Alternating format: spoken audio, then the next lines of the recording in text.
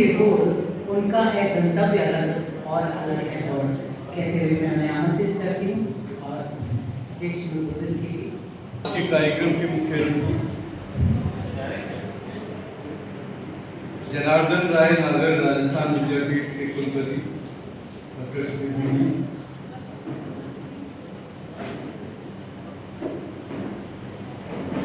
रतु सर, लक्ष्मण बोलिया सर, अभी श्रीवास्तव सर,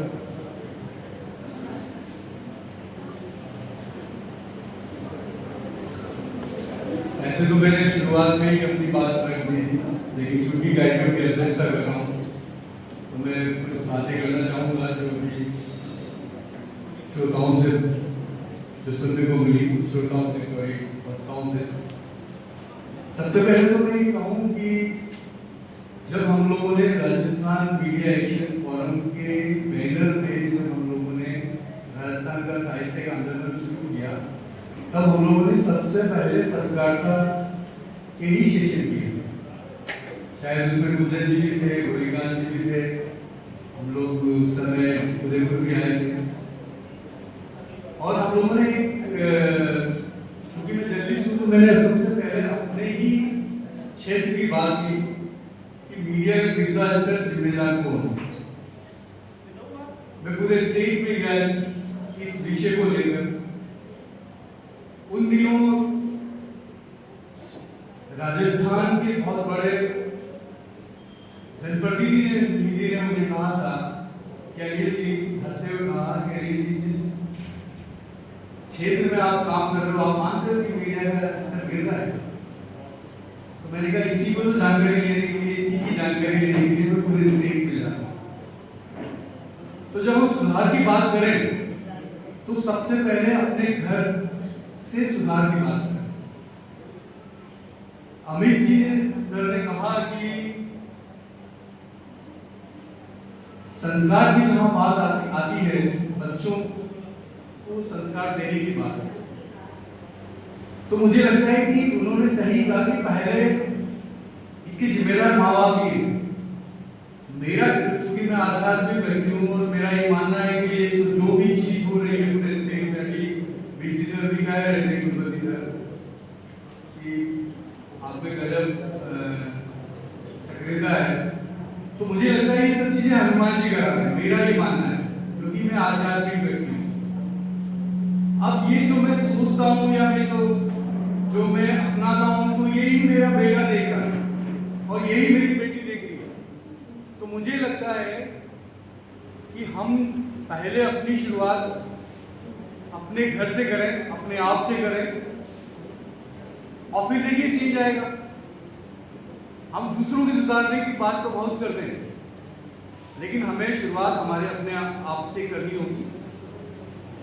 दूसरी बात मीडिया की, इसमें कोई दो राय नहीं कि आज का समय, जब मैं जर्नलिस्ट में आया था तो प्रिंट का समय था, लेकिन आज सोशल मीडिया का जमाना। मेरे न्यूज़पेपर की जो संख्या है, जो छपते हैं अखबार, वो बहुत कम छपते हैं और मैं एक ऐसा राजस्थान का किसी अखबार का मालिक हूँ जो ओरिजिनल अपनी जो प्रकाशित होती है कॉपियाँ उसको मैं लिखता हूँ और इस पर हंसते भी हैं लोग। लेकिन मैं आपको ये बता दूं कि ये समय जो है वो है सोशल मीडिया। जब मैं आर्टिकल लिखता हूँ किसी भी ज्वलंत मुद्दे पर और मुझे 1 घंटे बाद, अगर दिल्ली में मैं हूँ और 1 घंटे बाद अगर चंपारण से मुझे फोन आता है और मुझे कोई कहता है कि अनिल जी आपने बहुत अच्छा लिखा, तो ये मुझे नहीं लगता कि ये प्रसार संख्या से हो रहा है, ये सोशल मीडिया का जमाना है। मेरा अखबार चंपारण जा ही नहीं सकता या मेरी जो मैगजीन है वो चंपारण नहीं जा रही है, लेकिन वो 1 घंटे में मुझे बता रहे हैं कि आपने अच्छा लिखा। तो ये कैसे? सोशल मीडिया की भी अपनी ताकत है, माना कि कमियां हैं लेकिन ताकत है। और हम लोगों ने जो भारतीय संस्कृति से युवाओं को जोड़ने और किताबों से जोड़ने के लिए जो प्रयास शुरू किए, उसमें मैं कई यूनिवर्सिटी में गया। आप यकीन मानिए कि वो लोग इंटरेस्टेड ही नहीं थे इस सब्जेक्ट को सुनने के लिए। मैं नाम नहीं लूँगा, कई यूनिवर्सिटीज़ में गया मैं 14 सालों के उसमें। एक उसमें तो मुझे लगता है कि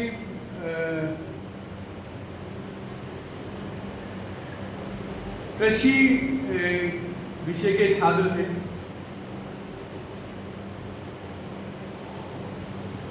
करीब 500-600 थे पूरी यूनिवर्सिटी का वो। तो मैंने देखा कि वो जब मैं बात कर रहा था तो वो अपनी किताबें खोल के लिख रहे थे या पढ़ रहे थे। मुझे उनको लगा कि जबकि वीसी कुलपति जो हैं वो मंच में हैं, लेकिन उनको इससे कोई परवाह नहीं है। आपने सर ने कहा, कुलपति सर ने, कि हम लोगों ने ज्ञान परंपरा केंद्र बनाए और इस पर काम करें क्योंकि सेंट्रल गवर्नमेंट ने ऐसे नियम बनाए। लेकिन सर मैं आपसे आग्रह करूँगा, और मैं जहाँ भी आता हूँ यूनिवर्सिटी में उन लोगों से यही आग्रह करता हूँ कि महीने में एक इस तरह के सेशन बच्चों के लिए और छात्रों के लिए होने चाहिए। हम अभी जो हैं सभी सीनियर हैं, शायद सभी के बच्चे हैं, और आप और हम देख रहे हैं कि आज की परिस्थितियाँ कितनी चेंज हो गई है। मुझे याद पड़ता है जब मैं अपने फादर को यार नहीं कह सकता था। मेरे फादर को कोई यार कह देता था, बोलते मैं तुम्हारा यार नहीं हूँ, तो यार शब्द अच्छा नहीं होता था। लेकिन आज के समय में बच्चे जो है अपने माँ बाप को यार कहते हैं, यार पापा, यार मम्मी। कल्चर ये हो गया है। फिर ये कहा जाता है कि आप तो कुछ समझते ही नहीं हो, आप तो कुछ समझते ही नहीं हो, आप कुछ जानते नहीं हो। तो ये कारण क्या है? कारण ये है कि पहले हमें अपने आप को सुधारना है। मैंने जो किया है वो मेरा बच्चा देखेगा, बस मेरा ये मानना है कि पहले मैं अपने आप को सुधारूं और उसके बाद ही मैं समाज में जाऊं सुधारने के नाम पर। और आप यकीन मानिए कि मैं पहले अपने आप को परखता हूं और उसके बाद ही मैं आके मंच पे कुछ बात करता हूं। मुझे लगता है कि मैंने ये अंगीकार किया है तभी मैं बोलूंगा। तो मैं सबसे पहले यही कहूँगा कि अगर भारतीय संस्कृति को युवाओं से जोड़ने की बात हो तो हमें खुद को पहले जोड़ना है। मैं एक छोटा सा किस्सा बताता हूँ, उसके बाद, क्योंकि भूख लग रही है। मेरा बेटा छोटा था, शायद 4 या 5 साल का। चूंकि मैं आध्यात्मिक हूँ तो मैं 30-35 मिनट तो पूजा में मुझे लगता ही है। सुबह निकलने से पहले मैं पूजा करता हूँ। तो मेरे बेटे ने मेरी पत्नी से पूछा कि पापा ऊपर जाते हैं कमरे में, ऊपर पूजा का कमरा बना हुआ है, वो क्या करते हैं 35-40 मिनट, और फिर आप कहती हो कि ऊपर जाना नहीं। तो चूंकि वो छोटा था तो मेरी पत्नी ने ये कहा कि बेटा वो हनुमान चालीसा का पाठ करते हैं। हनुमान चालीसा बच्चों के थोड़े इसमें रहता है। तो अच्छा, ये हनुमान चालीसा से क्या होता है? तो उसने कहा कि, मतलब उसकी माँ ने कहा कि हनुमान चालीसा से ताकत आती है। तुम्हारे पापा जो है ना, वो आज हनुमान चालीसा को पढ़ने की वजह से ताकत आती है। मतलब बताया बच्चे को, और इससे ज़्यादा क्या बताते। उसके दिमाग में फिट हो गए। बोले पापा पढ़ते हैं और पापा हनुमान चालीसा के पाठ पढ़ के इतने वो हो गए, तो अब मैं भी बनूं। तो वो क्या करता, वो सुबह सेंट्रल स्कूल में पढ़ने जाता था। मैं इसकी भी बात करूँगा। तो क्या, सर्दी हो गर्मी हो, नहाएगा, ऊपर जाएगा, अपनी तुतलाती आवाज़ में किताब के उससे हनुमान चालीसा का कोशिश करेगा। और उसने उस 4-5 साल की उम्र से पढ़ना शुरू कर दिया और उसने रेगुलर रखा उसको। ईश्वर की ऐसी कृपा है कि वो हर चीज़ में सक्सेस होता गया। और मैंने उसके दिमाग में ये डाल दिया कि बेटा ये सब कुछ हनुमान जी का है, तेरे में कोई योग्यता नहीं है, हनुमान जी को पकड़ा रहे। मेरे दिमाग में उसके क्या डाला कि हनुमान जी को पकड़े रहे, ये सब योग्यता हनुमान जी की, मतलब हनुमान जी की वजह से ये सब चीज़ हो रही है। सर 18 साल की उम्र में तो वो वेंडर बना, बिरला और सीमेंट फैक्ट्री का। 19 साल की उम्र में वो 1 करोड़ का टर्नओवर का मालिक बना। जितनी भी फैक्ट्रियां उस सब में उसने काम शुरू किया, मीडिया में आया, मीडिया में कुछ अच्छा करने की कोशिश कर रहा है। और मैंने उसके दिमाग में डाला हुआ है, आज 24 साल का है वो, मैंने उसके दिमाग में डाला है कि ये जो सक्सेस है सिर्फ हनुमान जी की वजह से, हनुमान जी को पकड़े। आध्यात्म एक ऐसी चीज है जो आध्यात्मिक व्यक्ति है वो गलत करने से डरता है, ये ध्यान रखिएगा। और यही बच्चों को समझाना है। बच्चों को क्या समझाना है? यही तो समझाना है कि डर, और डर बिना, जब आप देखें ना सुंदरकांड का वो है ना, भय बिना प्रीत नहीं है, तो भय तो चाहिए। तो आप ये बताइए, आध्यात्म से जोड़िए बच्चों को, क्योंकि हम लोग सब कहीं ना कहीं बच्चों के माँ बाप हैं, दादा दादी हैं, तो हमें कहीं ना कहीं आगे, अभी कुलपति सर ने बहुत अच्छी बात की कि हमें आगे आना पड़ेगा। और चूंकि आप लोग कलमकार हैं तो आपको तो आना ही चाहिए। तो बस ये पीड़ा को लेकर मैं आगे बढ़ रहा हूँ। एक बात और कहना चाहूँगा कि मैं भी सेंट्रल स्कूल में पढ़ा, इंग्लिश मीडियम से। मेरे फादर ये कहा सोचते थे कि इंग्लिश पढ़ने वाला बहुत सक्सेस होता है, ऐसा एक समय था, आज भी है। इंग्लिश बोलने वाला बड़ा, वो उसको ये माना जाता है, आज भी माना जाता है कि इंग्लिश बोलने वाला बड़ा, मतलब बहुत विद्वान है, बड़ा आदमी। जब मैंने ये 2010 के बाद शुरू किया तो मैंने, क्योंकि मैं इंग्लिश मीडिया से ही हिंदी में आया था, मेरे मन में मानसिकता में ये बन गई कि मुझे हिंदी में ही बात करनी है। कोशिश करता हूँ, अभी भी शब्द निकलते ही है मेरे इंग्लिश में। कई यूनिवर्सिटीज में जाता हूँ सर, तो कोई इंग्लिश में ही बोलते हैं या इंग्लिश में, तो मैं उनसे ये कहता हूँ कि हिंदी में बात करें। अब वही वापस बात जो अमित सर ने कही कि ये जो इंग्लिश मीडियम में डालते कौन है? हम ही लोग तो डाल रहे हैं।